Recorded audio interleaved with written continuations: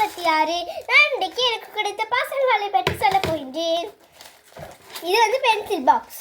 இது வந்து ஒரு பிரீட் ஆல்பாபெட் ஒம்பேர். இது வந்து ஸ்டிக்கர். இதுவும் ஒரு மீன் ஸ்டிக்கர். இது வந்து வண்ண வண்ண பென். இது யார் அனுப்பினதுன்னு உங்களுக்கு தெரியுமா? என்னுடைய பெரியம்மா. இதை கொடுத்த பெரியம்மாவுக்கு ரொம்ப ரொம்ப நன்றி. இதே மாதிரி என் தம்பிக்கும் இதே மாதிரி நிறைய வாங்கி கொடுத்திருக்கிறா பெரியம்மா. இதே மாதிரி ஒரு மஞ்சள் பென்சிலும் இருக்குது.